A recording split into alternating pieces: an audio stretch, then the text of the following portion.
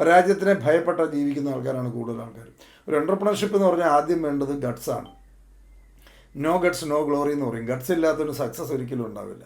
ഇഷ്ടംപോലെ ആൾക്കാർ ജീവിതകാലം മുഴുവനും പറഞ്ഞുകൊണ്ടിരിക്കുന്നുണ്ട് എന്തെങ്കിലും ഒന്ന് ചെയ്യണം, എന്തെങ്കിലും ഒന്ന് ചെയ്യണം. അത് അവർ ജോലി ആരും ചെയ്തുകൊണ്ടിരുന്നത്. പക്ഷേ ചുമ്മാ ഇങ്ങനെ ഇടയ്ക്കിടയ്ക്ക് നമ്മൾ പുട്ടിൻ്റെ ഇടയ്ക്ക് ഈ തേങ്ങ ഇതിടുന്ന പോലെ ഇടയ്ക്കിടയ്ക്ക് ചുമ്മാ പറഞ്ഞുകൊണ്ടിരിക്കുക എന്തെങ്കിലും ഒന്ന് ചെയ്യണം, എന്തെങ്കിലും ഒന്ന് ചെയ്യണം. പക്ഷേ ചെയ്യണമെങ്കിൽ ഒരു ചെറിയ റിസ്ക് എടുക്കണമല്ലോ. അത് പറ്റിയല്ല, ചെറിയ റിസ്ക് ഒന്നും പറ്റിയല്ല. പക്ഷെ നമുക്ക് പ്രോഫിറ്റ് കിട്ടണം, എന്തെങ്കിലുമൊക്കെ ചെയ്യണം. എന്തെങ്കിലുമൊക്കെ ചെയ്യണം എന്ന് പറഞ്ഞാൽ 65-70 വയസ്സ് 75 വയസ്സിന് മുകളിലായ ആൾക്കാരെ എനിക്കറിയാം. എന്തെങ്കിലുമൊക്കെ ഒന്ന് ചെയ്യണം സ്വന്തമായിട്ട് എന്ന് പറഞ്ഞുകൊണ്ടിരിക്കും. ഇപ്പോൾ നമ്മൾ ഫെയിലിയർ ഒരിക്കലും പേടിക്കരുത്. സെറ്റ് ബാക്കുകൾ എന്ന് പറഞ്ഞാൽ സ്റ്റെപ്പ് ഫോർവേഡ് എന്നാണ് പറയുന്നത്. സ്റ്റെപ്പ് ബാക്ക് എന്ന് പറയുന്നത് സ്റ്റെപ്പ് ഫോർവേഡ് എന്നാണ് പറയുക എപ്പോഴും. അതുകൊണ്ട് നല്ല സക്സസ്ഫുൾ ആയിട്ടുള്ള കോച്ചുകളൊക്കെ എപ്പോഴും പറയുന്നത് ഫെയിലാവാനാണ് പറയുന്നവർ. ഫെയിലാവും, എക്സ്പീരിയൻസ് ഉണ്ടാകും. ഫെയിലാവാനായിട്ടാണ് അവരെപ്പോഴും പ്രേരിപ്പിക്കുന്നത്. ഫെയിലാവുന്നത് നമ്മളെ കൂടുതൽ മച്ചുവേർഡാക്കും, കൂടുതൽ നമ്മൾ സ്ട്രോങ് ആവും.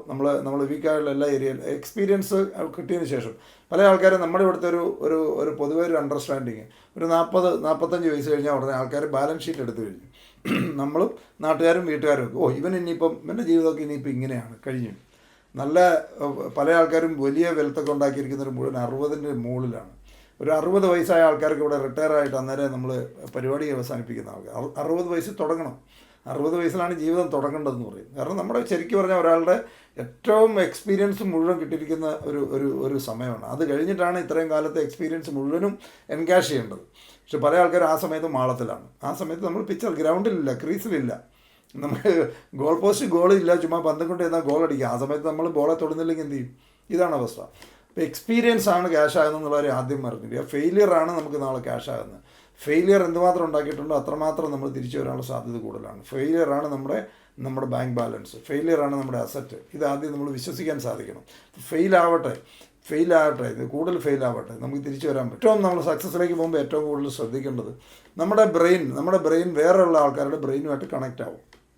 എപ്പോഴും വളരെ ഇമ്പോർട്ടൻ്റ് ആയിട്ടുള്ള ഒരു ഏരിയ, നിങ്ങൾ ശ്രദ്ധിക്കേണ്ട ഒരു ഏരിയയാണ് നമ്മുടെ ബ്രെയിൻ. അതായത് എല്ലാ എനർജിയാണല്ലോ. നമ്മുടെ ബ്രെയിൻ വേറെ നമ്മുടെ സറൗണ്ടിങ്സ് ഉള്ള ആൾക്കാരുമായിട്ട് കണക്റ്റ് ആവും. അപ്പോൾ ഏറ്റവും നമ്മുടെ സറൗണ്ടിങ്സ് നിൽക്കുന്ന ആരാണെന്നുള്ളത് വളരെ കെയർഫുൾ ആയിരിക്കണം. ഒരിക്കലും നെഗറ്റീവായിട്ടുള്ളതും ലേസി ആയിട്ടുള്ള ആൾക്കാരും ആൾക്കാരെക്കുറിച്ച് കുറ്റം പറഞ്ഞുകൊണ്ടിരിക്കുന്ന ആൾക്കാരും ഇവരുമായിട്ടൊന്നും അസോസിയേറ്റ് ചെയ്ത് ഡിസ്കണക്ട് ചെയ്യണം. സക്സസ് ഉണ്ടാവണമെങ്കിൽ നമ്മുടെ തീരുമാനമാണ്. നമ്മൾ ആൾക്കാരുമായിട്ട് മാക്സിമം ആൾക്കാരുടെ റിലേഷൻഷിപ്പ് ബിൽഡ് ചെയ്യുന്ന ആളായിരിക്കണം. അത് ഒരു കാര്യം. പക്ഷേ അതോടൊപ്പം നമ്മൾ അന്നേരം വേറൊരു കാര്യം കൂടി ശ്രദ്ധിക്കണം.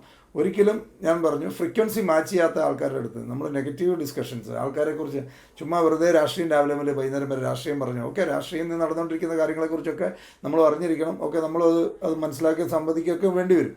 പക്ഷേ രാവിലെ മുതൽ അൺവാണ്ടഡ് കാര്യങ്ങൾ, രാഷ്ട്രീയം, മതം, ജാതി ഇതുപോലത്തെ ആർഗ്യുമെൻറ്റിൽ ഇടപെടുന്ന ആൾക്കാരോട്, കാരണം നമ്മൾ ആലോചിച്ച് നോക്കി എവിടെയെങ്കിലും കൊണ്ട് എത്തിക്കാൻ പറ്റുന്നൊരു കാര്യമാണോ?